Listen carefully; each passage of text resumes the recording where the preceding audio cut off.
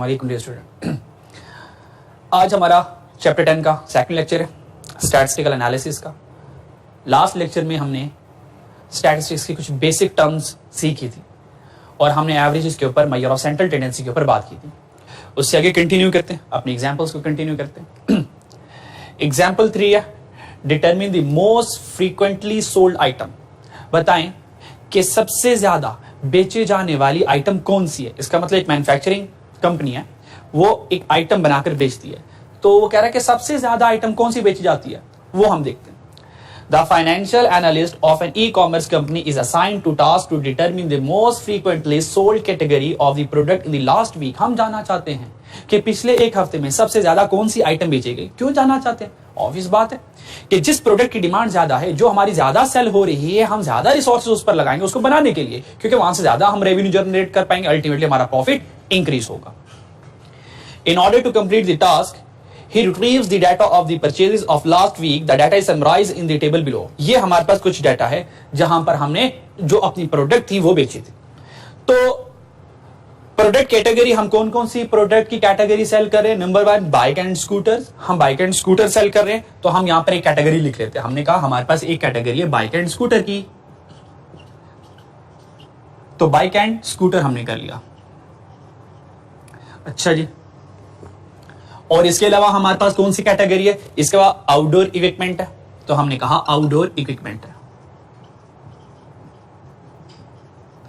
इसके अलावा हमारे पास और हम क्या से अपैरल सेल करते हैं, तो हमारे पास अपैरल है। और क्या सेल करते हैं?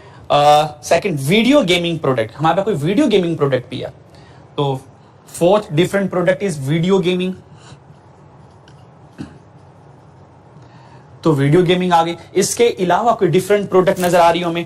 ऑडियो इक्विपमेंट, अपैरल नहीं, और फिलहाल कोई हमें डिफरेंट प्रोडक्ट नजर नहीं आ रहे।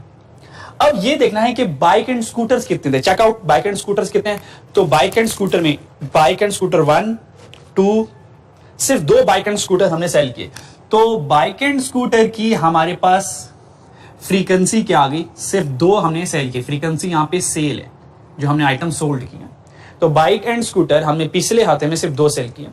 आउटडोर इक्विपमेंट चेक करें। आउटडोर इक्विपमेंट कितने हैं? आउटडोर 1 2 3 4। आउटडोर इक्विपमेंट हमने 4 सेल किए। तो आउटडोर इक्विपमेंट कितनी फ्रीक्वेंसी आ गई? 4, यानी कि 4 यूनिट हमने सेल किए। अपैरल कितने हैं? अपैरल चेक करते हैं। 1 2 3 4 5 6 हमने अपैरल जो है वो क्लॉथिंग जो है वो हमने सेल की है, दैट इज 6। वीडियो गेमिंग कितने सेल किए हमने? तो वीडियो गेमिंग चेक करते हैं। 1 वीडियो गेमिंग, 2 3, ओनली 3। तो वीडियो गेमिंग जो हमने सेल की वो 3 वीडियो गेमिंग सेल की। अब उसने पूछा है कि मोस्ट फ्रीक्वेंटली सोल्ड क्या है। जब हमने मोस्ट फ्रीक्वेंट यानी कि जो सबसे ज्यादा बार बेचे जाने वाली प्रोडक्ट है, हमें वो बताएं। इसका मतलब है यहां पे जो हम एज एन एवरेज यूज करेंगे वो मोड यूज करेंगे, क्योंकि मीडियन और मीन के लिए मुझे कुछ ना कुछ न्यूमेरिकल डाटा चाहिए होगा। न्यूमेरिकल डाटा की एब्सेंस में मैं मीन और मीडियन अप्लाई नहीं कर सकता। और वैसे भी हमने पढ़ा है कि जो मोड होता है वो मोस्ट फ्रीक्वेंट वैल्यू होती है, मोस्ट रिपीटेड वैल्यू होती है, मोस्ट कॉमन वैल्यू होती है। तो सबसे ज्यादा बताएं कौन सी चीज सेल की गई है? अपैरल सेल किए गए, सेल किए गए। तो हमारे पास जो मोस्ट फ्रीक्वेंट वैल्यू होगी वो यहां पर 6 अपैरल होंगे। ठीक है, तो let's check out the solution. अगर आप सॉल्यूशन चेक करें तो हमारे पास जो सबसे ज्यादा बेचे जाने वाली प्रोडक्ट है वो अपैरल है, जिसकी फ्रीक्वेंसी 6 है। ठीक है, और यहां पे हम कौन सा एवरेज यूज करेंगे? मोड यूज करेंगे। क्यों मोड यूज करेंगे? क्योंकि मोस्ट फ्रीक्वेंट वैल्यू की बात हो रही है। ठीक है, तो यहां पर मेजर ऑफ सेंट्रल टेंडेंसी जो बेसिक थी वो हमने मीन मीडियन मॉड कंप्लीट कर ली। Next measure of central tendency में एक और कंसेप्ट आता है हमारे पास, वो देखते हैं। वो है measure of variation. Measure of variation, measure of variation है क्या? मेजर ऑफ वेरिएशन ये बता रहा होता है आप जो भी डाटा यूज कर रहे हो, जो भी वैल्यूज यूज कर रहे हो कैलकुलेशन के लिए और कैलकुलेशन के बाद डिसीजन मेकिंग के लिए, हमें ये जानना है कि आपकी गिवन वैल्यू में वेरिएशन कितनी है। क्योंकि जितनी वेरिएशन ज्यादा होगी आपका डाटा उतना वीक होगा, और जितनी वेरिएशन कम होगी उतना डाटा या उन 2 प्रोडक्ट में या उन कंसेप्ट के रिलेशन में बॉन्डिंग स्ट्रांग होगी। तो वेरिएशन हमने मेजर करनी है। हमारे डाटा में कितना चेंज आ रहा है, हमारी वैल्यूज में कितनी चेंज आ रही है। फॉर इंस्टेंस अगर मैं स्टॉक एक्सचेंज की बात करूं स्टॉक एक्सचेंज में हमारे पास एक शेयर है, उस शेयर की प्राइस कभी कम होती है, कभी ज्यादा होती है, कभी बहुत कम, कभी बहुत ज्यादा हो जाती है। तो हमने कहा ये जो शेयर है किसी पर्टिकुलर कंपनी का, वो सीमेंट कंपनी हो सकती है, वो स्टील कंपनी हो सकती है, वो ऑयल कंपनी हो सकती है, वो ऑटोमोबाइल इंडस्ट्री हो सकती है, वो कोई भी सेक्टर हो सकता है। तो हमने देखना है कि प्राइसेस में वेरिएशन कितनी आ रही है। इन वेरिएशन को नॉर्मली मेजर करने के लिए हम variance and standard deviation use करते हैं। नॉर्मली हम जो यूज करते हैं वो स्टैंडर्ड डेविएशन है। स्टैंडर्ड डेविएशन हमें यह बता रहा होता है कि हर एक वैल्यूज के दरमियान कितनी वेरिएशन आ रही है। उस वेरिएशन से हम फिर ये डिसीजन मेकिंग करते हैं, क्या हमें ये पर्टिकुलर शेयर खरीदना चाहिए, क्या हमें ये पर्टिकुलर स्टॉक खरीदना चाहिए। कि एक स्टॉक की एकदम वैल्यू बहुत इंक्रीज हो गई, ऐसा तो नहीं है। हमने एक्सपेक्ट किया था कि 20% इंक्रीज आया और हमने क्या किया, 20% हमने कहा इंक्रीज आएगा और 15% तक हमने अपना शेयर सेल कर दिया और पता चला वो 15% से इंक्रीज होकर तकरीबन 30-40% इंक्रीज हो गया। अब हम पछता रहे होंगे कि काश हम 15 पर ना बेचते। अब ये बहुत ज्यादा वेरिएशन आ गई। और फिर हमने ये एक्सपेक्ट किया था कि ये शेयर की जो प्राइस डिक्रीज करेगी, ये बहुत भी हो गया तो 20% डिक्रीज करेगी। अब वो शेयर 20% से ज्यादा 35-45% डिक्रीज कर गया। अब यहां पे भी बहुत ज्यादा नुकसान होगा। क्यों? वेरिएशन बहुत ज्यादा आ रही है। तो हमें किस शेयर को किस हद तक जाके सेल करना है या किस हद तक जाकर बाय करना चाहिए, ये हम सीखेंगे वेरिएंस और स्टैंडर्ड डेविएशन की मदद से। वेरिएंस कैसे कैलकुलेट करना है, ये आप लोगों ने हमने सारा के सारे क्यूएम में सीखा हुआ है। अब यहां पर एमएफए में एग्जामिनर आपसे वेरिएंस स्टैंडर्ड डेविएशन कैलकुलेट नहीं करवाएगा। अब यहां से डायरेक्ट डिसीजन मेकिंग करवाएगा। वो कैसे? इंशाल्लाह मैं भी एक क्वेश्चंस करवाऊंगा और फिर उसके हम डिसीजन मेकिंग भी देखेंगे। एक बात याद रखें, क्योंकि कल के लेक्चर में हमने बात तय कर ली थी, हम सारी के सारी कैलकुलेशन करेंगे सैंपल बेस के ऊपर। जब हम सैंपल बेस के ऊपर कैलकुलेशन करेंगे तो याद रखिएगा, जो हम वेरिएंस कैलकुलेट करेंगे और कल को जो स्टैंडर्ड डेविएशन कैलकुलेट करेंगे वो भी हम सैंपल वेरिएंस और सैंपल स्टैंडर्ड डेविएशन कैलकुलेट करेंगे। और जो सैंपल वेरिएंस और जो सैंपल स्टैंडर्ड डेविएशन हम कैलकुलेट करेंगे, ये हम अनबाइस्ड एस्टिमेटर यूज करेंगे। Unbiased standard deviation, unbiased variance calculate करेंगे। ये अनबाइस्ड स्टैंडर्ड डेविएशन और अनबाइस्ड वेरिएंस क्या है, ये हम लोगों ने क्यूएम में पढ़ा हुआ है जब हमने सैंपलिंग एस्टिमेशन वाला टॉपिक पढ़ा था। तब मैंने आपको सिखाया था कि दो तरह के हमारे पास वेरिएंसेस होते हैं, एक बाइस्ड होता है और एक अनबाइस्ड होता है। ये जो अनबाइस्ड वेरिएंस है, अनबाइस्ड स्टैंडर्ड डेविएशन, वो n-1 वाला होता है। n-1 वाला होता है जो कि बाइसनेस जो है वो खत्म करने के लिए होता है डाटा से, ठीक है, यानी कि एरर को कम करने के लिए। अब ज्यादा हम इस लंबी डिटेल में नहीं जाने वाले क्योंकि एग्जामिनर यहां से वेरिएंसेस के सवाल तो पूछना नहीं है, सिर्फ डिसीजन मेकिंग करनी है, तो डायरेक्ट आपको मैं वहां पे ले चलता हूं। तो बस एक बात याद रखनी है कि हम जो यूज करेंगे वेरिएंस का फॉर्मूला, जो यूज करेंगे स्टैंडर्ड डेविएशन वाला, वो n-1 वाला यूज करेंगे। बस ये याद रखें, n-1 वाला। और जो ये फॉर्मूला आपको नजर आ रहा है, तो फिलहाल हम ये वाला यूज नहीं करेंगे, मैं आपको इससे आसान वाला करवाऊंगा जिससे आपकी जिंदगी आसान रहेगी। एग्जाम्पल 4 को सॉल्व करते हैं, उसको अंडरस्टैंड करते हैं, ठीक है, और फिर यहां से इंशाल्लाह ताला वेरिएशन वाला टॉपिक भी हमारा कंप्लीट हो जाएगा। ठीक है जी, अच्छा जी। तो ये बात याद रखनी कि हमने n-1 वाला स्टैंडर्ड डेविएशन और वेरिएंस यूज करना है, n वाला यूज नहीं करना। ठीक है, ये सारी कैलकुलेशन इंशाल्लाह मैं आपको अभी कैलकुलेटर से भी करवाऊंगा। तो जब कैलकुलेटर में आपको पता है दो तरह के स्टैंडर्ड डेविएशन आते हैं, एक 3 नंबर पे स्टैंडर्ड डेविएशन आ रहा होता है, वो जो 3 नंबर वाला स्टैंडर्ड डेविएशन होता है ना, वो हम मेजर ऑफ सेंट्रल टेंडेंसी में यूज करते हैं। और वो जो 3 नंबर वाला स्टैंडर्ड डेविएशन है वो हमारा बाइस्ड होता है। फिर एक 4 नंबर पर भी स्टैंडर्ड डेविएशन पड़ा हुआ है और चेक कीजिएगा कैलकुलेटर में वो n-1 के साथ पड़ा होता है। इसका मतलब वो जो 4 नंबर पर स्टैंडर्ड डेविएशन पड़ा होता है वो अनबाइस्ड होता है। और हमें सैंपल की कैलकुलेशन के लिए कौन सा चाहिए? अनबाइस्ड चाहिए। वो कह रहा है n-1 which indicate sample variance as an unbiased estimator of population variance. तो हमें unbiased variance, unbiased standard deviation use करना है। क्वेश्चन पढ़ते हैं जी। Comparing stock price of 2 shares. मैं 2 शेयर्स के स्टॉक प्राइसेस को कंपेयर करने जा रहा हूं और ये जो हमारे पास डाटा अवेलेबल है ये वीकली है। ठीक है, तो अगर मुझे मौका मिला तो इंशाल्लाह मैं लाइव आपको एक शेयर का चार्ट भी शो करवा दूंगा कि शेयर की प्राइसेस, ये जो हमारे पास डाटा ये वीकली है, ये वीकली चार्ट जो बनता है उसका डाटा। तो मेरी कोशिश होगी लाइव आपको ज़ियारत भी करवा दूं। ठीक है, तो आप देख लें कि वीकली बेसिस पर या डेली बेसिस पर या मंथली बेसिस पर या ऑर्ली बेसिस पर कितनी प्राइसेस फ्लक्चुएट करती है। स्टॉक ए, हमारे पास स्टॉक ए जो है वो हमने डाटा कलेक्ट किया वीक 1 का, वीक 2 का, वीक 3 का, वीक 4 का, वीक 5 का, वीक 6 वीक का डाटा। इस तरह स्टॉक बी, ये भी हमारे पास 6 वीक का डाटा। हमने यहां से ना मीन कैलकुलेट कर लिया। हमने यहां से क्या कैलकुलेट कर लिया? मीन कैलकुलेट कर लिया। तो स्टॉक ए का जो मीन आया वो 35 आया, स्टॉक बी का जो मीन आया वो भी 35 आया। अच्छा, ये सारी कैलकुलेशन आप लोगों को आती हैं। अगर फर्दर भी आपको लगेगा नहीं सर हमें फर्दर कुछ सपोर्ट चाहिए, फर्दर कुछ सपोर्ट चाहिए, तो आप मुझे इस नंबर पर व्हाट्सएप कर सकते हैं। ठीक है,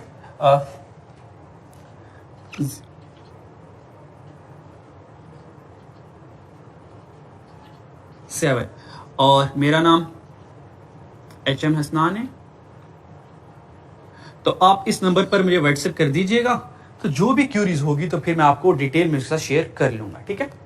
तो एग्जामिनर क्या करेगा, वो कह सकता है कि मुझे ये बताएं, अच्छा जो एग्जाम में अगर इस क्वेश्चन में आना हुआ, हालांकि क्यूएम का पार्ट है तो मुश्किल ही एग्जाम में आए, अगर आना भी हुआ तो ये एमसीक्यूज में आएगा और एमसीक्यूज में सिर्फ डिसीजन मेकिंग पर आएगा।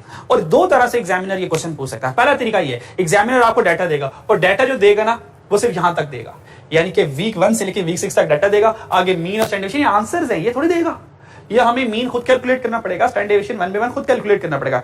नंबर 1 हम ये कैसे कैलकुलेट करेंगे, बड़ा आसान तरीका, हम इन सारी वैल्यूज को कैलकुलेटर में लिखेंगे और कैलकुलेटर से ही मीन फाइंड कर लेंगे और कैलकुलेटर से ही स्टैंडर्ड डेविएशन फाइंड कर लेंगे। कैसे फाइंड कर लेंगे, मैं सिर्फ आपको स्टॉक ए की कैलकुलेशन कैलकुलेटर से सिखा देता हूं, स्टॉक बी की होप्स आप खुद कर लेंगे। फर्दर अगर कोई स्पोर्ट होगी, फर्दर आपको डिटेल चाहिए होगी तो फिर सेपरेटली मैं आपको फर्दर डिटेल समझा दूंगा। तो फिलहाल मैं स्टॉक ए की कैलकुलेशन सिखा रहा हूं कि स्टॉक ए का मीन कैसे कैलकुलेट होगा, स्टैंडर्ड डेविएशन कैलकुलेट कैसे होगा। तो हमने कोई फॉर्मूला याद नहीं करना फिलहाल, क्योंकि एमएफए में एग्जामिनर छोटी छोटी कैलकुलेशन नहीं करवाने वाला, ठीक है, क्योंकि उसका यहाँ पे मेन टारगेट क्या है, डिसीजन मेकिंग करना, अंडरस्टैंडिंग क्या है हमारी, कैलकुलेशन वो आपको क्यूएम ने भरपूर करवा चुका है, ठीक है जी। तो आपको मैं इसकी सिखा देता हूं कैलकुलेशन, ठीक है जी। चलिए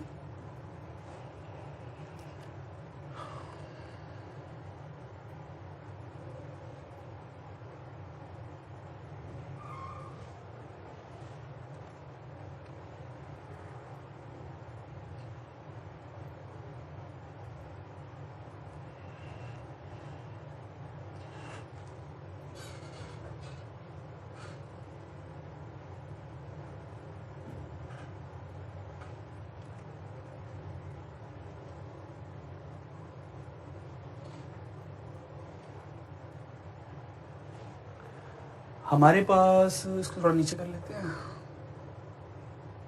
यहां पे कर, ठीक है जी। चलिए अब मैं आपके सामने वैल्यूज पुट करने वाला, स्टॉक ए है, तो अगर आप कैलकुलेटर से सॉल्व करना चाहते हैं, ठीक है जी, तो आपने सबसे पहले मॉड का बटन प्रेस करना है, होप सो नजर आ रहा होगा आपको। फिर आपने 3 नंबर पे स्टैट उसको प्रेस करना है, फिर 1 में 1 माइनस VAR आपने इसको क्लिक करना है, आपके पास एक्स आ गया। फ्रीक्वेंसी नहीं है, फ्रीक्वेंसी चाहिए भी नहीं है क्योंकि डाटा में फ्रीक्वेंसी नहीं है, तो फ्रीक्वेंसी अगर कभी जिंदगी में चाहिए होगी तो हम फ्रीक्वेंसी ऑन कर लेंगे। कैसे ऑन कर लेंगे ये इंशाल्लाह ताला क्यूएम में सीखा हुआ है आपने, फर्दर कुछ जानना होगा व्हाट्सएप कर दीजिएगा, ठीक है जी। फर्स्ट वैल्यू 10, तो हमने 10 लिखा, इक्वल प्रेस किया, देन सेकंड वैल्यू 60, तो हमने 60 लिखा। उसके बाद नेक्स्ट वैल्यू हमारे पास क्या 50, तो हमने क्या किया 50 लिखा। चलिए उसके बाद 30, हमने 30 लिख लिया, और उसके बाद 40 लिख लिया, और द लास्ट वैल्यू 20, तो हमने 20 लिख लिया। तो देखें आपके सामने टोटल 6 वैल्यूज थी, तो 6 के 6 वैल्यूज मैंने 6 वैल्यूज 20 वैल्यूज सारी मैंने लिख ली। तो डाटा मैं पुट कर चुका हूं, ठीक है। अब करना है क्या, अब डायरेक्ट मुझे आंसर तक पहुंचना है। तो यहां से हम क्या करेंगे, इस एसी का बटन, ये जो ऑरेंज कलर वाला एसी आपको कर्सर नजर आ ही रहा होगा, इस एसी के बटन को दबा देंगे, डाटा फीड हो चुका है। अब मुझे आंसर चाहिए, आंसर के लिए क्या करूंगा, शिफ्ट प्रेस करूंगा और 1 प्रेस करूंगा। शिफ्ट और 1 प्रेस करने के बाद आप लोगों ने क्या करना है, 4 नंबर पर आपको नजर आ रहा होगा VAR, 4 नंबर पर नजर आ रहा होगा VR वेरिएंस, ये 4 प्रेस करते ना। अब जैसे 4 प्रेस किया आपके पास डायलॉग बॉक्स आ गया, यहां 1 से आपको n मिल जाएगा। n मुझे पता 6 वैल्यूज है, जरूरत नहीं है। 2 से मुझे मीन मिलेगा, 2 से मुझे मीन मिलेगा। तो मैं चेक करना चाहता हूं कि स्टॉक ए का मीन क्या है, स्टॉक ए का मीन क्या है। तो चेक आउट, स्टॉक ए का जो मीन है वो 35 है। वो कितना है 35, आंसर 35 है ना। स्टॉक ए का मीन कितना है 35। देखते हैं कैलकुलेटर 35 देता कि नहीं देता, तो जरूर देगा कैलकुलेटर 35। हमने प्रेस किया मीन 2 और इक्वल प्रेस किया, आंसर 35 आ गया। तो देखें हमने मीन डायरेक्टली कैलकुलेट कर लिया फ्रॉम द कैलकुलेटर, तो मीन इस तरह से आ जाएगा। अब क्या रह गया, इसका स्टैंडर्ड डेविएशन, बड़ा आसान स्टैंडर्ड डेविएशन भी, ठीक है, डाटा ऑलरेडी फीड है। अब स्टैंडर्ड डेविएशन क्या रहा है स्टॉक ए का, स्टॉक ए स्टैंडर्ड डेविएशन क्या रहा है 18.71। तो देखते हैं 18.71 कैसे आता है। एसी का बटन प्रेस कर दिया, शिफ्ट प्रेस किया, अगेन 1 प्रेस किया, स्टैट में 4 पे वेरिएंस पर आ गए, ठीक है जी। अब देखें ये 2 तरह के मेरे पास स्टैंडर्ड डेविएशन आ रहे हैं, एक 3 नंबर पर स्टैंडर्ड डेविएशन है, एक 4 नंबर पर स्टैंडर्ड डेविएशन है। ये चेक करें, ये डिजाइन सिग्मा है। सिग्मा जो होता है ये पॉपुलेशन का स्टैंडर्ड डेविएशन होता है, और ये जो एस है ये सैंपल का स्टैंडर्ड डेविएशन होता है। और हमें किसका चाहिए, हमें तो सैंपल का स्टैंडर्ड डेविएशन चाहिए ना। तो हम 4 वाला प्रेस करेंगे तो 18.71 आएगा। 4 प्रेस करने से। हम 4 प्रेस करते हैं, आ जाए तरह, ये 4 प्रेस किया और इक्वल प्रेस किया तो आंसर आ गया 18.71। तो check out, this is the exact 18.70, 82 को राउंड ऑफ करूंगा, दिस इज द 18.71, तो 18.71 पड़ा हुआ। और अगर आप लोगों ने ये कैलकुलेशन करनी भी हुई तो directly from the calculator you can calculate mean as well as the standard deviation. पर मुझे यहां से डिसीजन मेकिंग करनी है, तो हम अज्यूम ये करेंगे, समटाइम एग्जामिनर ये कह सकता है, समटाइम हमें मीन बने बनाए दे देगा, स्टैंडर्ड डेविएशन भी बना बनाए दे देगा, और हमसे ये पूछेगा हमें ये गाइड कर दें कि स्टॉक ए बेटर है या स्टॉक बी बेस्ट है, इनमें से कौन बेस्ट है। अगर मुझे इन्वेस्टमेंट करनी है, either we invest in a stock A or stock B, तो हम कहेंगे बज़ाहिर डाटा को देखकर, बज़ाहिर डाटा को देखकर मैं नहीं डिसीजन ले सकता। याद रखिएगा, अगर मैं सिर्फ बज़ाहिर डाटा को देखूं तो स्टॉक ए का मीन, स्टॉक बी का मीन, दोनों के मीन इक्वल है, तो हमने कहा ये तो डिसीजन नहीं हो रहा। तो हमने कहा अच्छा, स्टैंडर्ड डेविएशन ये बताता है कि प्राइसेस में कितनी वेरिएशन आ रही है, जरा ये तो चेक करें। अगर आप स्टैंडर्ड डेविएशन को चेक करते हैं, अगर स्टैंडर्ड डेविएशन को देखते हैं तो देखें ए की स्टॉक की जो प्राइस है उस पर जो कितनी वेरिएशन आ रही है 18.71, यानी कि 18.71 या तो स्टॉक की प्राइस हाई हो सकती है या तो स्टॉक की प्राइस ये डिक्रीज कर सकती है, यानी कि अच्छी खासी वेरिएशन है स्टॉक में। और अगर बी के स्टॉक की बात की जाए तो देखें बी के स्टॉक में जो स्टैंडर्ड डेविएशन है, जो वेरिएशन है वो कम है 7.07। तो मुझे बताएं किसकी प्राइसेस में फ्लक्चुएशन बहुत ज्यादा आ रहा है। हम कहेंगे स्टॉक ए की प्राइसेस में फ्लक्चुएशन बहुत ज्यादा हो रहा है। कभी प्राइस, जैसे कि देखिए यहां से भी नजर आ रहा है, वीक 1 में 10 का शेयर था, मान लें आपके प्रेडिक्शन करें कि भाई वीक 2 में 10 का शेयर कहां तक पहुंच जाएगा, हमने यार 10 का शेयर है 15 तक पहुंच जाएगा, 16 तक पहुंच जाएगा, बहुत भी हो गया भाई 100% इंक्रीज आ जाएगा, 10 वाला शेयर 20 का हो जाएगा। पर चेक करें दूसरे ही हफ्ते वो 60 का हो गया, कितनी हैवी वेरिएशन है, तो हमें दुख होगा ना। हमने कहा यार 10 वाला शेयर था और मैं 10 का खरीद बैठा, तो मैंने कहा यार 15 का होगा मैं बेच दूंगा, तो जैसे ही वो 15 का हुआ मैं शेयर बेच बैठा, पर वो शेयर 15 से होते हुए 20 से होते हुए 30, 40, 50, 60 को टच करके आया। जब वो 60 को टच करके आया ना तो फिर मैं पछताता ही रहा, मैंने कहा यार मैंने क्यों बेचा, इसका मतलब मुझे अंदाजा ही नहीं था इसके अंदर इतना जबरदस्त हाइक आ जाएगी। फिर 60 के बाद वो डिक्रीज हुआ 50 का, 50 के बाद मैंने क्या एस्टिमेट किया था, एनालिसिस क्या किया था, मैंने कहा यार ये 50 तक पहुंच गया, चलो बहुत भी कम हो गया 40 तक आ जाएगा या 38 तक आ जाएगा, पर देखिए 50 से एकदम डिक्रीज करके 30 पर आ गया। मैं एनालिसिस ही नहीं कर पा रहा। जितने भी हमने टेक्निकल एनालिसिस करने होते हैं या फंडामेंटल एनालिसिस करने होते हैं, हम इन डाटा की बेस के ऊपर कर रहे होते हैं ना, पर ये डाटा मुझे अपने आप को रीड ही नहीं करने दे रहा। मैं बहुत कोशिश कर रहा हूं इस डाटा को रीड करूं, अंडरस्टैंड करूं, पर वो कह रहा भाई ना, माजरत है मेरी तरफ से। क्यों? वेरिएशन बहुत ज्यादा, वेरिएशन बहुत ज्यादा। तो जितनी वेरिएशन ज्यादा होती है स्टॉक डाटा को रीड करना उतना मुश्किल होता है और इन्वेस्टर के लिए इन्वेस्ट करना मुश्किल हो जाता है। समझ आ गई? खैर वो फिर और आगे निकल जाएंगे।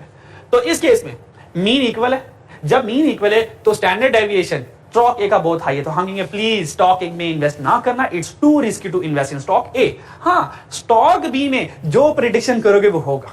मान ले हमने 35 का स्टॉक खरीदा, हमने कहा हालात ये कह रहे हैं, इंडिकेटर्स ये कह रहे हैं कि स्टॉक इंक्रीज होगा, मुल्क ग्रो कर रहा है, पॉलिटिकल स्टेबिलिटी है, फॉरेन इन्वेस्टमेंट आ रही है, लोकल इंडस्ट्रीज चल रही हैं, काश पाकिस्तान में सारा कुछ हो जाए, ठीक है। तो 35 वाला स्टॉक अनकरीब हो सकता है ये 50 को टच करे। हमने कहा 50 को पहुंचेगा तो ठीक है, 50 तक नहीं भी पहुंचा, कम से कम 45 तक पहुंचा तो हमें कुछ ना कुछ बेनिफिट मिलने वाला है। अगर हमने 50 का नहीं सोचा था तो हम जो एक्सपेक्टिंग प्राइस होती है हमेशा उसे कम पर आकर अपना प्रोडक्ट्स या स्टॉक सेल कर देते होते हैं, ठीक है। तो देखें 30 to 45 10 की वेरिएशन आई, फिर 45 to 30 15 की वेरिएशन आई, 30 35 5 की वेरिएशन, देन 5 की वेरिएशन, फिर यहां पे थोड़ी वेरिएशन ज्यादा आई है जिसकी वजह से 7 तक पहुंचा, फिर 25 35 अगेन 10 की वेरिएशन, यानी कि स्टॉक भी में वेरिएशन कम। तो हम क्या करेंगे, किस स्टॉक पे इन्वेस्ट करना है वो डिसीजन लेंगे स्टैंडर्ड डेविएशन से, ठीक है। तो यहां पर स्टैंडर्ड डेविएशन को देखते साथ ही मैं कह सकता हूं कि we should invest in stock B because there is less variation in the price stock B. तो स्टॉक बी में हम इन्वेस्ट करेंगे, ए में इन्वेस्ट नहीं करेंगे, ठीक है। एक और हम कैलकुलेशन करते हैं। समटाइम ऐसा होता है, यहां पे तो लकीली फायदा बेनिफिट ये हुआ दोनों के मीन इक्वल आ गए। जब दोनों के मीन इक्वल आ जाएं, तो हम स्टैंडर्ड डेविएशन को देखते ही कह सकते हैं कि हमने किसमें इन्वेस्ट करनी है, किसमें नहीं करनी। तो जिसकी स्टैंडर्ड डेविएशन ज्यादा होगी वो रिस्की होगा, उसमें इन्वेस्ट नहीं करेंगे। जिसमें वेरिएशन कम होगी वो स्टेबल होगा, वो कंसिस्टेंट होगा, वो प्रॉफिटेबल होगा, उसमें इन्वेस्ट करेंगे। लेकिन अगर ऐसा हो जाए कि मीन ही चेंज हो जाए, ये 35 है ना और इस 35 का स्टैंडर्ड डेविएशन क्या है 18 है, मान ले ये 35 की बजाय 25 हो जाए, अगर मीन ही बदल जाए, अगर मीन डिफरेंट हो जाए तो फिर मैं डायरेक्ट स्टैंडर्ड डेविएशन की बेस के ऊपर डिसीजन नहीं ले सकता, डिसीजन गलत हो जाएंगे। ठीक है, उसके लिए क्या करेंगे, अगर ये मीन डिफरेंट हो जाए तो याद रखिएगा, अगर मेरा मीन डिफरेंट आ जाए तो मैं डिसीजन मेकिंग के लिए कि कौन सा स्टॉक मेरे लिए बेस्ट है, कौन सा स्टॉक मेरे लिए एफिशिएंट है, कौन सा स्टॉक प्रॉफिटेबल है, उसके लिए हम कोफिशिएंट ऑफ वेरिएशन कैलकुलेट करते हैं।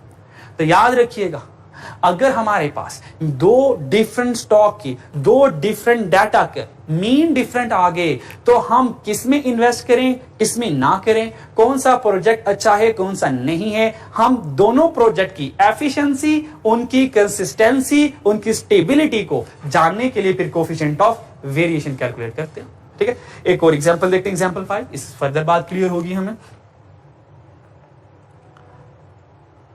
चलिए, कोफिशिएंट ऑफ वेरिएशन का फॉर्मूला ये होता है standard deviation divided by mean into 100। Coefficient of variation हमेशा आंसर जाएंगे परसेंटेज में। परसेंटेज में कंपैरिजन करना आसान होता है। जब हमारे पास डिफरेंट वैल्यूज होती हैं, डिफरेंट वैल्यूज को डायरेक्ट कंपेयर नहीं किया जा सकता, ठीक है, क्योंकि उनके डिफरेंट मैग्नीट्यूड्स होते हैं। तो जब डिफरेंट वैल्यूज होती हैं, उनका एनालिसिस, उनका डिसीजन लेने के लिए हमें उनको एक स्पेसिफिक परसेंटेज में लाना पड़ता है। वो परसेंटेज कौन सी होगी, कोफिशिएंट ऑफ वेरिएशन।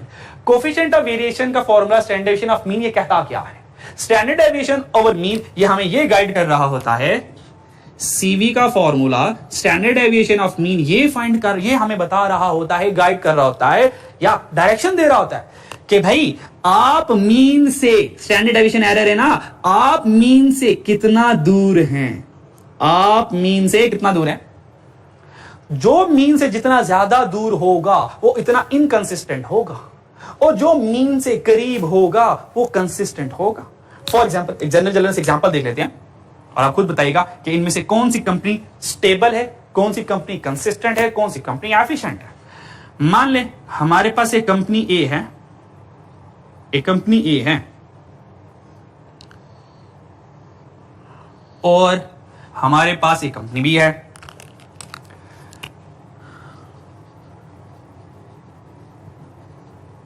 दो कंपनीज हैं हमारे पास और दोनों के कुछ सेल टारगेट्स हैं, दोनों के कुछ सेल टारगेट्स हैं। इन दोनों ने अपने कुछ मीन टारगेट सेट किए हुए। मान लें कंपनी ए का ये मीन टारगेट है और कंपनी बी का ये एक मीन टारगेट है। नॉर्मली हमने इतनी ऑन एवरेज 50 सेल करनी है, फॉर एग्जांपल हमने 5,000 सेल करनी, तो ये मीन है। कंपनी ए अपने इस मीन टारगेट से, ये अचीवमेंट है, ये जो ग्रीन वाली अचीवमेंट्स हैं, ये अचीवमेंट्स हैं, ठीक। और कंपनी बी के अचीवमेंट्स क्या है वो चेक कीजिएगा। कंपनी बी की अचीवमेंट्स,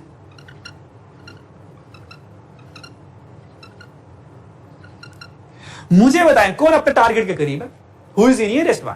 आप कहेंगे सर कंपनी बी अपने मेन टारगेट के करीब है, जितनी उनको सेल चाहिए थी वो उतनी ही सेल कर रहे थे। हालांकि कंपनी है कभी सेल कम करते हैं, कभी सेल ज्यादा करते हैं, ये कंसिस्टेंट नहीं है।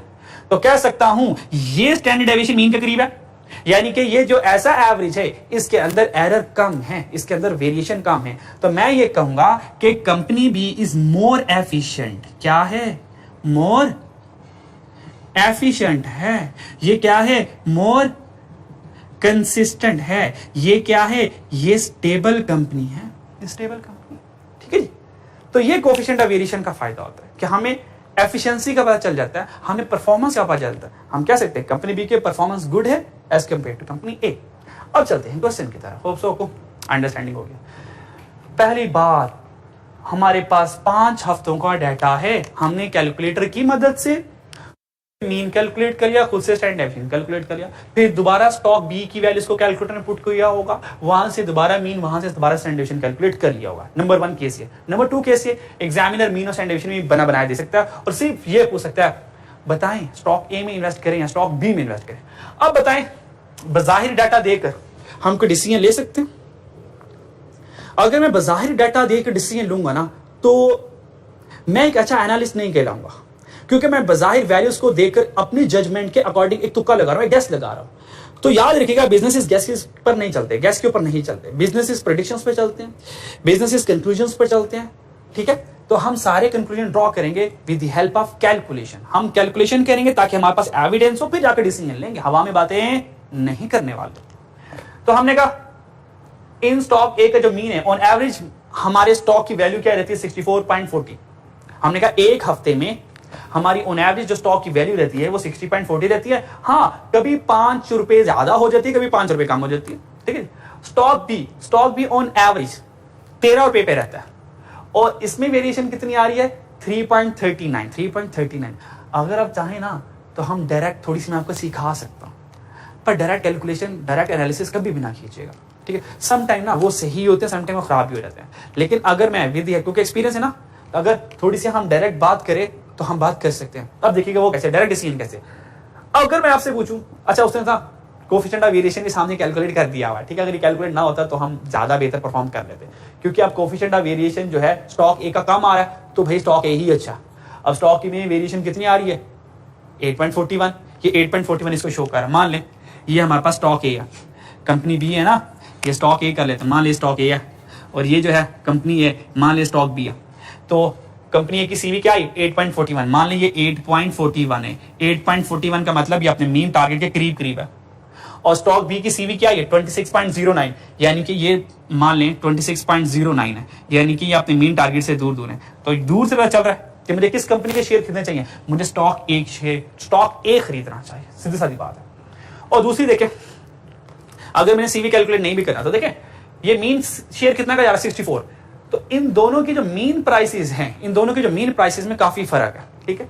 और ये 64 ऑन एवरेज प्राइस है, लेकिन इसमें सिर्फ 5 की वेरिएशन आ रही है, हालांकि इसकी प्राइस 13 है, इससे बहुत कम प्राइस है, ये 5 या 4 टाइम्स कम है, लेकिन फिर भी इसकी प्राइस में 3.39 यानी कि 3.39 वेरिएशन आ रही है। तो as compare to stock B, stock A में वेरिएशन कम आ रही है। पर हम कभी भी डायरेक्ट नहीं करेंगे, क्योंकि डायरेक्ट रिलायबिलिटी शो नहीं होती। तो हम क्या करेंगे, जिंदगी आसान रखने के लिए सीवी कैलकुलेट कर लेंगे। हमने सीवी कैलकुलेट करने के लिए क्या किया, हमने सीवी कैलकुलेट करने के लिए यहां पे मेरे पास स्टॉक ए में, स्टॉक ए मेरे पास स्टॉक ए, तो स्टॉक ए की सीवी कैलकुलेट करूंगा, formula standard deviation divide by mean. तो स्टैंडर्ड डेविएशन कितना है 5.41, मीन कितना है 64.40, तो इसकी सीवी कैलकुलेट की आंसर है 8.41%, ठीक है। इसी तरह हमने स्टॉक बी की कैलकुलेशन की, जब मैंने स्टॉक बी कैलकुलेट किया उसकी कोफिशिएंट ऑफ वेरिएशन कैलकुलेट की, स्टैंडर्ड डेविएशन ओवर मीन, ठीक है, इनटू 100 कर लें, बाद में लिखना चाहे लिख लें, कोई मसला नहीं है। स्टैंडर्ड डेविएशन कितना स्टॉक बी का 3.39, मीन कितना हमारे पास 13, इनटू 100 करेंगे, परसेंटेज में कन्वर्ट करने के आंसर आएगा 26.09। बताएं स्टॉक ए की सीवी कम आ रही है या स्टॉक बी की सीवी कम आ रही है? आप कहेंगे सर स्टॉक ए की सीवी कम आ रही है। अगर स्टॉक ए की सीवी आ रही है तो हम कहेंगे we should invest in stock A, ये प्रॉफिटेबल भी रहेगा और ये रिस्क भी कम रहेगा, ठीक है। तो यहां पर हमारा major of central tendency complete हो गया, ठीक है जी। तो major of central tendency complete हो गया। अब मैंने आपको कुछ क्वेश्चंस दिए थे, अगर आपको याद हो तो सेल्फ टेस्ट वाले कुछ क्वेश्चंस थे, वो क्वेश्चंस ओपन कर ले, उन क्वेश्चंस को वन टाइम डिस्कस कर लेते हैं ताकि हमारी 100% जो डिस्कशन है वो कंप्लीट हो जाए। Question number, self test study open कर ले, क्वेश्चन नंबर 9 डिस्कस करने वाले हैं और क्वेश्चन नंबर 10 डिस्कस करने वाले हैं। सब कुछ मैंने प्रोजेक्टर पर इसलिए रखा हुआ है तो सम टाइम अगर किसी के पास नोट्स नहीं भी हैं तो वो इंटरेस्ट लूज ना कर पाए, ठीक है। तो अगर क्वेश्चन नहीं भी है तो कोई मसला नहीं, हम स्क्रीन में शेयर कर लेंगे, ठीक है। चलिए ये हमारे पास क्वेश्चन आ गया, क्वेश्चन नंबर 9 एंड 10, ठीक है। ये दो क्वेश्चन है, क्वेश्चन नंबर 9 एंड 10 दोनों मेजर ऑफ सेंट्रल टेंडेंसी के बड़े ही आसान क्वेश्चन, इजीएस्ट क्वेश्चन। पहले क्वेश्चन में the manager of a shoe company is assigned the task to determine the most frequently sold shoe. बस खत्म, यहीं पे बात हो गई, बस यहीं पे खत्म। जब हमने ये वर्ड पढ़ लिया मोस्ट फ्रीक्वेंटली सोल्ड शू साइज, हमने एक शू कंपनी के मैनेजर ने ये जानना चाहा कि सबसे ज्यादा शू साइज कौन सा सेल होता है, कौन सा सोल्ड होता है। फायदा क्यों जानना चाहता है? वो इसलिए जानना चाहता है कि जिस साइज का शू ज्यादा सेल होता है हम वो ज्यादा बनाएं ताकि उसकी डिमांड मीट कर पाए या वो स्टॉक आउट ना हो जाए हमारे से, ठीक है। तो हमारे पास डिफरेंट शू साइज है, तो बताएं सबसे ज्यादा शू कौन सा सेल हो रहा है, शू साइज कौन सा सेल हो रहा है, दैट इज 39 साइज शू हमने कितने यूनिट सोल्ड किए 118। इसका मतलब डिसीजन मेकिंग क्या करेंगे, हम 39 साइज वाले शू ज्यादा बनाएंगे। क्यों? क्योंकि वो सबसे ज्यादा सेल होते हैं, ठीक है। ये डिसीजन मेकिंग आ गया एक्सट्रीम में। और सबसे कम वैल्यू देखें, क्योंकि डिसीजन मेकिंग कर रहे हैं ना, तो सबसे कम वैल्यू देखें दैट इज 20, इसका मतलब 12। इसका मतलब 43 साइज वाले शू बहुत कम सेल हुए, इसका मतलब 43 साइज वाले शू हम थोड़े से कम बनाएंगे, ठीक है, ताकि हमारे रिसोर्सेज एफिशिएंटली यूज हो। हम वहां पर रिसोर्सेज लगाएंगे जिस प्रोडक्ट की डिमांड ज्यादा है, क्योंकि जिस प्रोडक्ट की डिमांड ज्यादा होगी वो चीज हमारी जल्दी सेल हो जाएगी, ठीक है, और हमारा जो कैश होगा वो जल्दी कन्वर्ट हो जाएगा, वर्किंग कैपिटल जो हमारा वो स्मूथली चलता रहेगा। 10 क्वेश्चन देखते हैं। 10 क्वेश्चन में वो कह रहा है An equity research analyst is working on the valuation of a pharmaceutical company. एक इक्विटी रिसर्च एनालिस्ट ने फार्मास्यूटिकल की एक वैल्यूएशन के ऊपर काम किया यूजिंग कंपेरेबल एनालिसिस। उन्होंने कुछ एनालिसिस कंपेयर किया। For this purpose he has determined pool of companies. उसने कुछ मल्टीपल कंपनीज को सिलेक्ट किया and use the metric of EV divide by EBITDA multiple. वो जो उसने कंपेरेबल एनालिसिस किया वो कुछ इसके ऊपर किया, इस वैल्यूज के ऊपर किया। ये है क्या, खैर जानने की जरूरत नहीं है, बस नाम देख लें। ईवी इक्विटी वैल्यू के ऊपर या एंटरप्राइज वैल्यू के ऊपर या जो कंपनी की इटसेल्फ वैल्यू उसके ऊपर अगर हम इक्विटी कंपनी की इक्विटी वैल्यू है उसको डिवाइड कर दें earning, E for earning, B for I for interest, tax, depreciation and amortisation. तो अगर हम इक्विटी वैल्यू को कंपनी की डिवाइड कर दें earning before interest, tax, depreciation and amortisation, तो हमारे पास कुछ वैल्यूज आ रही है। वो वैल्यूज जो है वो हमने लिख ली, ठीक है। तो हमने कहा कंपनी है 2.4x, कंपनी बी, सी कंपनी, डी कंपनी। ए रिक्वायरमेंट क्या है? Why would the analyst use the median instead of the mean in this case? बताएं इस सिनेरियो में, इस गिवन सिनेरियो में एनालिस्ट ने मीडियन ही क्यों यूज किया, उसने मीन क्यों यूज नहीं किया? सोचें जरा, शाबाश। इसका जवाब मैंने कल दिया था कि हम मीडियन कब यूज करते हैं, कब मीन यूज नहीं करते। शाबाश शाबाश, सोचें और बताएं एनालिस्ट ने मीडियन क्यों यूज किया, मीन क्यों नहीं यूज किया, रीजन क्या उसकी?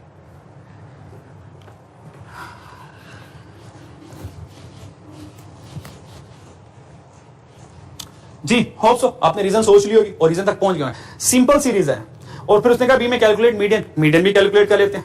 तो बताएं, मुझे ये बताएं, क्या मैं इन सारी वैल्यूज को डायरेक्ट मीडियन कैलकुलेट कर सकता हूं? आप कहेंगे सर बिल्कुल नहीं कर सकते। फिर क्या करना है? आप कहेंगे सर मीडियन के लिए हमने एक बात पढ़ी है, मीडियन कैलकुलेट करने से पहले डाटा को अरेंज करते हैं, ठीक है, असेंडिंग में भी कर सकते हैं, डिसेंडिंग में भी, पर हम असेंडिंग में करेंगे। तो सबसे कम वैल्यूज क्या है?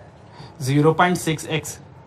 नेक्स्ट वैल्यूज क्या है मेरे पास? 0.6 के बाद 1.3 है, 1.3x, then 2.4x, then 2.6x और 2.6 के बाद 9.7 हेक्सियम अपना वैल्यूज है, ठीक है।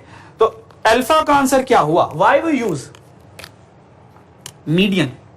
हमने यहां पे मीडियन क्यों यूज किया, मीन क्यों नहीं यूज किया? आपने सर रीजन एक है, that is the outlier, that is the extreme value. Check करें 0.6, 1.3, 2.4, 2.6 सारी करीब करीब वैल्यूज हैं, सारी नियरेस्ट वैल्यूज हैं, वेरिएशन कम है। एक लार्ज वैल्यूज आ गई, एक लार्ज वैल्यूज आ गई। देखिए डाटा 0.5 से लेके 2.7 के दरमियान में घूम रहा है, इससे ऊपर जा ही नहीं रहा। तो देखिए एक एक्सट्रीम वैल्यू आ गई। वो एक्सट्रीम वैल्यू क्या है? This is the extreme values, this is the outliers, this is the extreme value. इस एक्सट्रीम वैल्यूज की वजह से हमने कहा मीन सही नहीं रहेगा, क्योंकि अगर ये 9.7 ना होता तो मैं 0.6 से 2.6 का जब मैं मीन कैलकुलेट करता आंसर मेरा 1 और 2 के दरमियान में रहता, कंफर्म था। पर 9.7 के आने से आंसर मेरा 2 से एक्सीड कर जाएगा, कंफर्म आया। तो मीन सूटेबल नहीं रहेगा, that's why we use median. क्यों मीडियन यूज किया? इस आउटलायर की वजह से। तो हम ए में रीजन लिख सकते हैं, analyst use median instead of median because there is an extreme value outlier exist in the data and that is the 9.7। Mention भी कर सकते हैं ना, तेरा रोप शो पड़ जाएगा। तो हमने कहा आउटलायर्स की वजह से, एक्सट्रीम वैल्यूज की वजह से हम मीडियन यूज करेंगे। तो बताइए मीडियन कैलकुलेट कैसे करेंगे? मीडियन का फॉर्मूला होता है n+1/2 वैल्यू, पर हम स्मार्ट है, हम टाइम बचाएंगे। हमने कहा मीडियन सेंट्रल वैल्यू होती है ना 50% ऑफ डेटा, 2 वैल्यूज यहां से स्किप करें, 2 वैल्यूज यहां से स्किप करें, सेंट्रल में बच गया ये। तो मीडियन क्या हुआ? 2.4x। तो मीडियन आपका 2.4x था।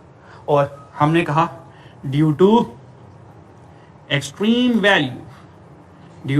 वैल्यू, और एक्सट्रीम वैल्यू को आउटलायर्स भी कहते हैं, सिनोनिम्स ये, ठीक है। एक्सट्रीम वैल्यूज आउटलायर्स की वजह से हमने मीडियन को यूज किया। तो यहां पर हमारा major of central tendency full fledge जितना एमएफए में था वो उतना मैं करवा चुका, ठीक है जी। इसके अलावा कुछ जानना होगा तो फिर ठीक है, इस स्कोप से बाहर होगा, फर्दर सीख लीजिएगा, कोई इशू नहीं है। व्हाट्सएप नंबर दिया हुआ आपको। नेक्स्ट हम जो कंसेप्ट स्टार्ट करने जाएंगे वो हम स्टार्ट करेंगे रिग्रेशन। रिग्रेशन आप लोगों ने स्टिल पढ़ा हुआ है क्यूएम में, बहुत डिटेल्स है। एमएफए हम रिग्रेशन पढ़ेंगे, कोरिलेशन कोएफिशिएंट पढ़ेंगे और कोएफिशिएंट डिटरमिनेशन पढ़ेंगे। सिर्फ इन 3 चीजों के ऊपर रहेंगे और कोई खास मुश्किल सवाल कोई नहीं करने वाले, आसान से सवाल करेंगे और मैं बहुत इजी तरीके से आपको कैलकुलेशंस करवाऊंगा जिससे आपके लिए समझना आसान हो। अभी तक स्टिल देखें कोई बहुत मुश्किल चीज नहीं आई। फिर क्यों में हमने रिग्रेशन के बाद टेस्ट परफॉर्म कभी नहीं किया था, रिग्रेशन टेस्ट कभी परफॉर्म नहीं किया था, पर साथ आज मैं आपको टेस्ट भी परफॉर्म करके दिखाऊंगा। जिस तरह हमने टेस्टिंग हाइपोथेसिस पढ़ी थी, हाइपोथेसिस टेस्टिंग जिस तरह से हमने पढ़ी थी, नल हाइपोथेसिस, अल्टरनेट हाइपोथेसिस, जिसमें हम नल हाइपोथेसिस को एक्सेप्ट और रिजेक्ट अल्टरनेट हाइपोथेसिस को करते थे, अज्यूम करते थे, इस तरह से हम रिग्रेशन एनालिसिस का भी एक टेस्ट परफॉर्म करेंगे, ठीक है। क्योंकि हाइपोथेसिस टेस्टिंग आपको बेसिक सी पता है, तो इसलिए मैं डायरेक्ट आपको रिग्रेशन भी टेस्टिंग करवा दूंगा। फिर हम दोबारा रिग्रेशन के बाद मैं आपको नॉर्मल डिस्ट्रीब्यूशन पढ़ाऊंगा, नॉर्मल डिस्ट्रीब्यूशन के बाद मैं आपको टेस्टिंग हाइपोथेसिस करवाऊंगा और लास्ट में काई स्क्वायर टेस्टिंग के बाद हमारा स्टैट क्वेश्चन कंप्लीट हो जाएगा। तो हमारी सीक्वेंस में हमने सबसे पहले चैप्टर नंबर 10 में इंट्रोडक्शन पढ़ा स्टैटिस्टिक्स का, फिर हमने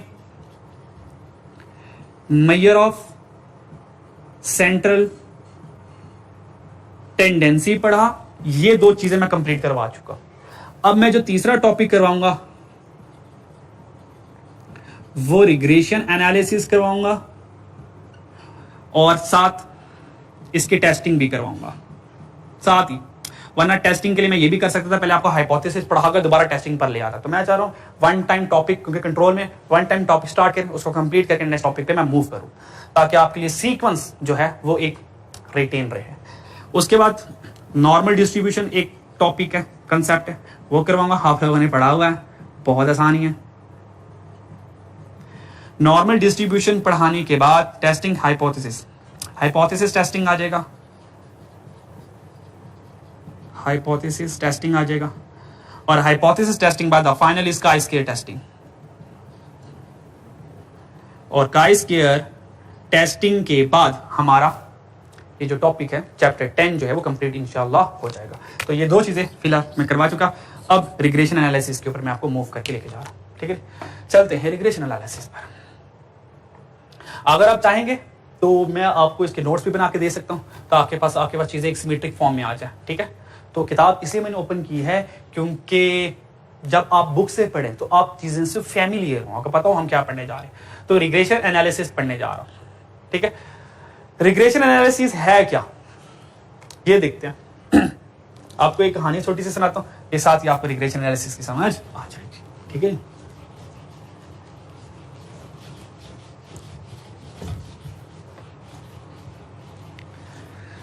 रिग्रेशन एनालिसिस हम क्यों यूज करते हैं, देखें।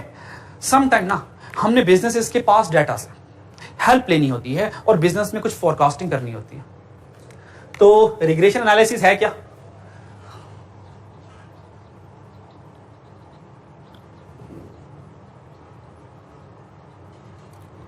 देखिए बेसिक आप लोगों के पास है, तो मैं उम्मीद करूंगा बेसिक नॉलेज कम से कम होगा, क्योंकि अब इतनी भी पुरानी क्यूएम नहीं हुई होगी कि आप लोग बिल्कुल ही फ्लैश आउट हो गए होंगे, ठीक है।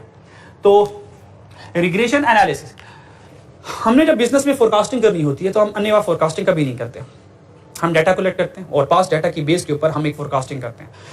रिग्रेशन लाइन एक ऐसी लाइन है जो बिजनेस फोरकास्ट करने में बहुत हेल्प करती है।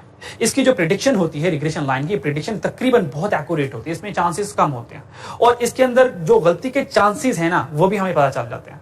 आपको पता है आर स्क्वायर जो है वो बिजनेस की वीकनेस पॉइंट को आइडेंटिफाई करता है। वो ये बताता है कि जो आप ये फोरकास्टिंग करने वाले ने कितनी स्ट्रॉन्ग फोरकास्टिंग होनी है, ये वीक फोरकास्टिंग होनी है। तो अगर आप स्ट्रॉन्ग करना चाहते हो तो अपने आप को बेहतर करो, इंप्रूव करो, then your forecasting should be accurate या विल एक्यूरेट। तो हम रिग्रेशन एनालिसिस में क्या करते हैं, फोरकास्टिंग करते हैं। रिग्रेशन एनालिसिस के जो ऑब्जेक्टिव वो 3 तरह के होते हैं। अंडरस्टैंडिंग द रिलेशनशिप, किन रिलेशनशिप को, हमने जिन 2 वेरिएबल्स को कंपेयर करना है, जिन 2 वेरिएबल्स की बेस के ऊपर हमने डिसीजन मेकिंग करनी है, वो दोनों वेरिएबल्स के रिलेशनशिप को अंडरस्टैंड करने में रिग्रेशन एनालिसिस हमारी मदद करता है। मिसाल के तौर पर 2 वेरिएबल्स ये हैं कि जितनी हम इलेक्ट्रिसिटी ज्यादा कंज्यूम करेंगे बिजली का बिल ज्यादा आएगा, जितने इलेक्ट्रिसिटी ज्यादा कंज्यूम करेंगे बिजली का बिल ज्यादा आएगा। अब यहां पे 2 वेरिएबल्स हैं, एक वेरिएबल ये इलेक्ट्रिसिटी यूनिट कंज्यूम करना, दूसरा कॉस्ट ऑफ इलेक्ट्रिसिटी का बिल कितना आ रहा है। ऑब्वियस बात है, मैं 100 यूनिट कंज्यूम करूंगा तो बिल 100 के लिहाज से आएगा, मैं 500 यूनिट कंज्यूम करूंगा तो बिल ज्यादा आएगा। इसका मतलब यहां पर दोनों वेरिएबल में रिलेशनशिप डायरेक्ट है, दैट इज द पॉजिटिव। एक और एग्जांपल, हमने कहा अच्छा बिजनेस वही होता है, ग्रोइंग बिजनेस वही होता है जिसकी एडवर्टाइजमेंट स्ट्रांग है, जिसकी मार्केटिंग स्ट्रांग है। आप जितनी अपनी प्रोडक्ट को बेहतर एडवर्टाइज करोगे, आपकी उतनी प्रोडक्ट ज्यादा सेल हो जाएगी। ऑल द वो जो एडवर्टीजमेंट है उसमें इतनी सच्चाई नहीं है। आवाम को इससे कोई फर्क नहीं पड़ता कि एडवर्टीजमेंट में रियलिटी है या नहीं है। आवाम से ये देखती है एडवर्टीजमेंट से क्या हमें ये प्रोडक्ट खरीदने में इंटरेस्ट आ रहा है तो खरीद लेते हैं। वो बाद में पता चल जाता है ऐसे कुछ नहीं होता। मतलब मिसाल के तौर पर वॉशिंग मशीन की एडवर्टीजमेंट में वो बता रहे होते कि ये केचप भी गिर गया, ग्रीस भी लग गई, इंक भी लग गई, ऑयल भी गिर गया, सारा कुछ हो गया। और फिर वॉश करते हैं, फिर इतनी नीट एंड टाइटी शर्ट बाहर आ जाती है, पता नहीं कैसे आ जाती है। मतलब हमारे कपड़ों में अगर एक बॉल पॉइंट भी लग जाए तो वक्ता पड़ जाता है, भैया अब ये धुलेगा कैसे, अब ये इरेज कैसे होगा। तो कभी ब्लू कलर का वॉशिंग आ रहा है, कभी ग्रीन कलर का आ रहा है। ये सारी एडवर्टीजमेंट की कमाल है। तो एडवर्टीजमेंट का मकसद ये होता है बस हमने प्रोडक्ट को सेल करना है। तो हमने कहा दो वेरिएबल्स हैं, एक सेल और एक एडवर्टीजमेंट। तो जितनी हम अपने बिजनेस की एडवर्टीजमेंट ज्यादा करेंगे हमारी सेल बढ़ती जाएगी। तो रिग्रेशन एनालिसिस में याद रखिएगा हम रिलेशनशिप को अंडरस्टैंड करेंगे, हम फोरकास्टिंग और प्रेडिक्टिंग करेंगे। ये फोरकास्टिंग और प्रेडिक्टिंग क्या है इंशाल्लाह अभी बताऊंगा लाइन बनाकर। और at the end adjusting and controlling process, हम प्रोसेस को कंट्रोल भी कर सकते हैं। तो वन बाय वन तीनों ऑब्जेक्टिव को मैं साथ साथ रिलेट करता रहूंगा। सबसे पहले बताने जा रहा हूं रिग्रेशन एनालिसिस। रिग्रेशन एनालिसिस हमेशा होता है रिग्रेशन लाइन बनाकर। ये रिग्रेशन लाइन क्या आप इसको जानते हैं? रिग्रेशन लाइन है y hat is equal to a plus bx। ये हमारे पास रिग्रेशन लाइन, ये हमारे पास रिग्रेशन लाइन। इसको क्या कहते हैं? y is equal to a plus bx को रिग्रेशन लाइन। इसको रिग्रेशन लाइन भी बोलते हैं और लाइन ऑफ बेस्ट फिट भी बोलते हैं। तो this is the regression line और लाइन ऑफ बेस्ट फिट। अच्छा, जिन स्टूडेंट्स को ये बातें भूली भी हुई हैं तो टेंशन ना लें, मैं बिल्कुल स्क्रैच से ही बता रहा हूं, स्क्रैच से ही बातें आप लोगों को बता रहा हूं। ये अज्यूम करके हो सकता है आप ये बातें भूल गई हो, तो टेंशन ना लें कि कोई भी ऐसी बात नहीं होगी जो कि हिडन रह जाएगी। तो जो बात होगी इंशाल्लाह मैं क्लियर करता चला जाऊंगा। तो y is equal to a plus bx हमें सिर्फ एक लाइन बनानी है यहाँ पर, और ये जो लाइन है y is equal to a plus bx इसका नाम रिग्रेशन लाइन है और ये लाइन ऑफ बेस्ट फिट भी कहलाती है। इस रिग्रेशन लाइन में इन वेरिएबल्स के नाम क्या हैं वो जानते हैं।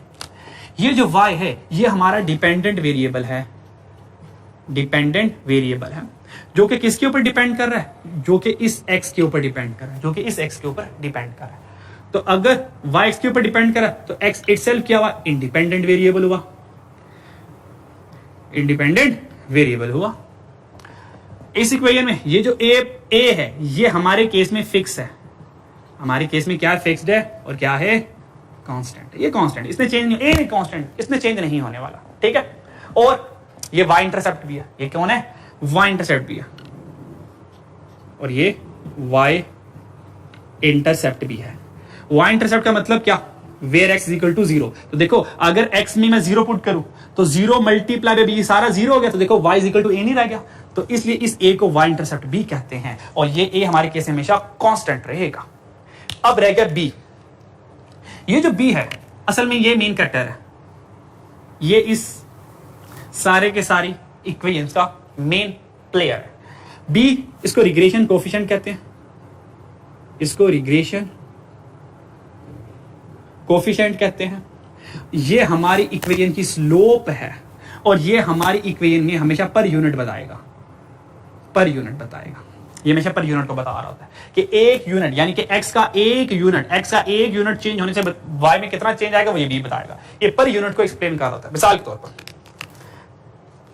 अभी जो आपके सामने एग्जांपल रखी थी उस एग्जांपल को कंटिन्यू करता हूं।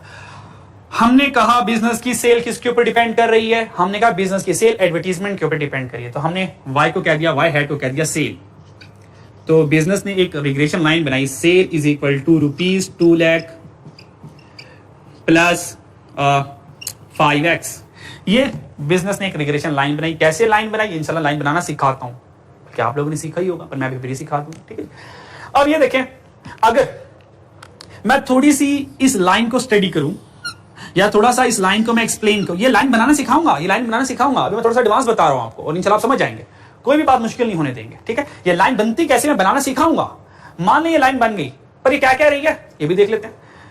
अब सेल डिपेंडेंट है, जो किसके ऊपर डिपेंड करी? एडवर्टीजमेंट के ऊपर। ये एक्स मेरे पास क्या है? एक्स मेरी एडवर्टीजमेंट है,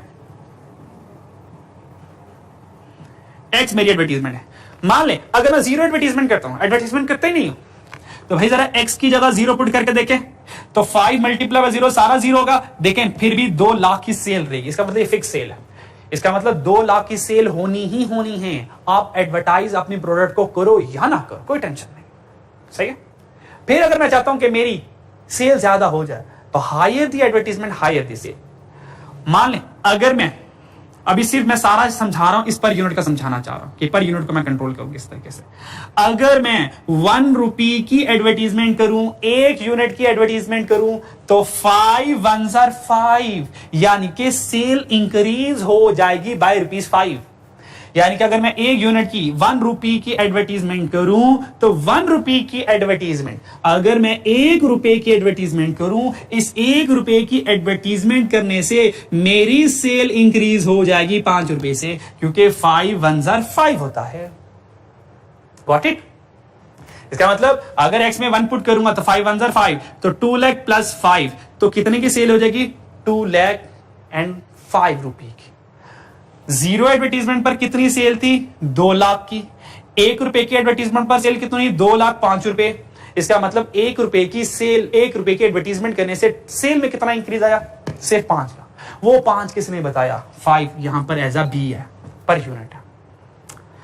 फिर अगर मैं 2 रुपए की सेल करता हूं, यानी कि सॉरी एडवर्टीजमेंट के ऊपर 2 रुपए स्पेंड करता हूं, 2 रुपए स्पेंड करता हूं, अगर मैंने एडवर्टीजमेंट के ऊपर 2 रुपीज स्पेंड किए, तो 2 5s are 10, तो 2 रुपीज एडवर्टीजमेंट पर लगाने से मेरी सेल कितनी इंक्रीज हो जाएगी? 10 रुपए से इंक्रीज हो जाएगी।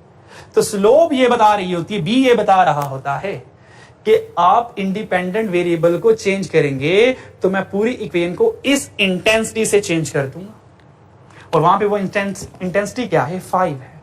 क्लियर है? तो यहां पे ये बी पर यूनिट का मतलब ये है।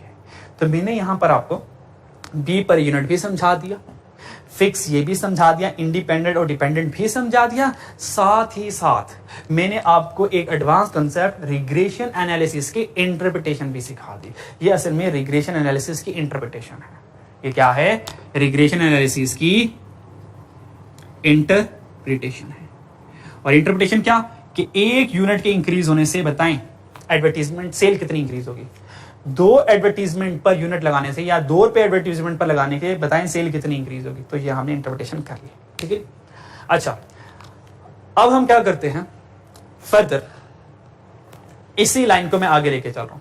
तो मैं चाह रहा हूं कि एक मेन स्ट्रीम बन जाए, एक मेन स्टोरी बन जाए, उसके बाद फिर हमारे लिए कैलकुलेशन करना आसान हो। पीछे हम सबको समझ चुके होंगे। अगली बात ये, चलें रेगुलेशन लाइन से हमें ये तो पता चल गया कि 1 यूनिट के चेंज होने से, 1 यूनिट के चेंज होने से सेल में कितना इंक्रीज आ रहा।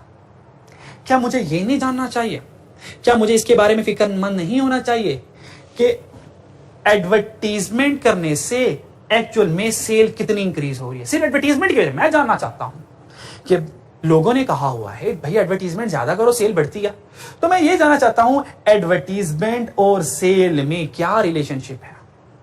मैं जानना चाहता हूं इन दोनों में रिलेशनशिप क्या है, और साथ साथ सिर्फ यही नहीं, मैं जानना चाहता हूं इनमें रिलेशनशिप की स्ट्रेंथ क्या है, स्ट्रेंथ ऑफ रिलेशनशिप क्या है।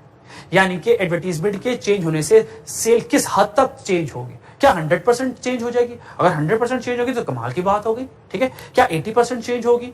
इसका मतलब अगर 80% सेल इंक्रीज हो रही है एडवर्टीजमेंट के बेस पर, इसका मतलब 20% मेरी सेल फिर किसी और अदर रीजन की वजह से होगी।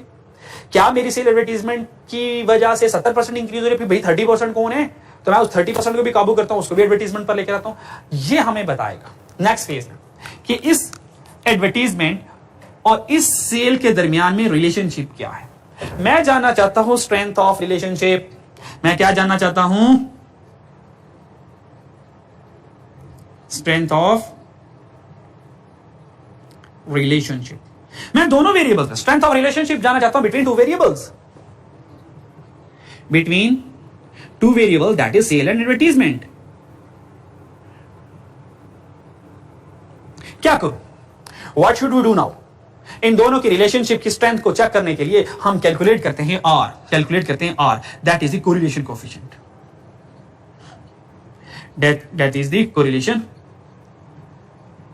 कोएफिशिएंट। हम कोरिलेशन कोएफिशिएंट कैलकुलेट करते हैं। कोरिलेशन कोएफिशिएंट ये वो पैरामीटर है जो मुझे बताएगा कि सेल और एडवर्टीजमेंट में रिलेशनशिप की बाउंडिंग क्या है, इन दोनों में स्ट्रेंथ ऑफ रिलेशनशिप क्या है, यानी कि एक के चेंज होने से दूसरा कितना चेंज होगा, किस हद तक चेंज होगा, ये हम देखेंगे।